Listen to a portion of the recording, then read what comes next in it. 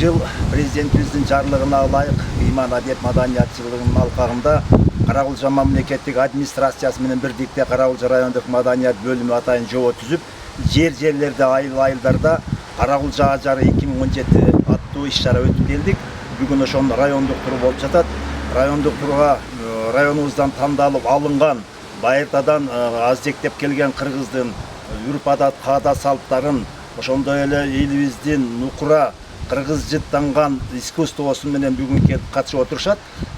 Бундай иш-чара биздин районубузда ар жылы өтүп турат.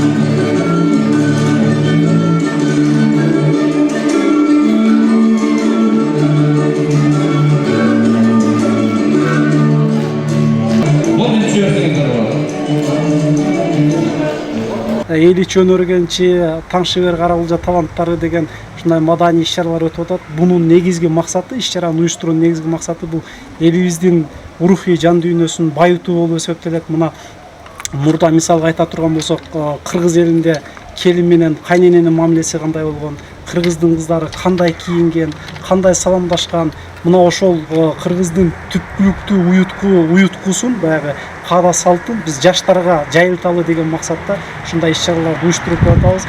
Анан буюрса дагы пландап жатабыз ушул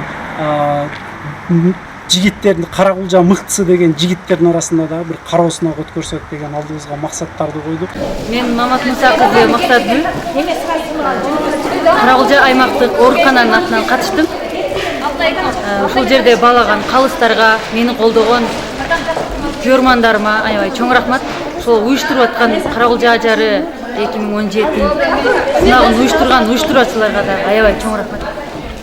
Каракулжа районундагы Күлпе Ибраимова атындагы мектепке чейинки билим берүү уюмунда тарбиячы болуп эмгектенем. Иштегениме аз убакыт болсо дагы ушул ийгиликке жетем деп эч ойлогон эмес элем. Себеби бул мен үчүн күтүлбөгөн белек жана күтүлбөгөн сыйлык болду десем болот. Мен бул иштин артынан көптөгөн ийгиликтерге мына буюрса жетип келейт акырында. Мен Жалалдинова Жаңыл, 19 жаштамын. Мен бул конкурска катышканыма абдан кубанычтамын. Мен жеңишим бул мен өзүм эле жалгыз жеңишим эмес, коллективимдеги жеңиш.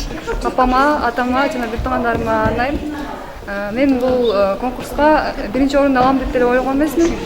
Болгону жакшы ажарлуу айымды көрсөтүүгө баарыбыз аракет кылдык.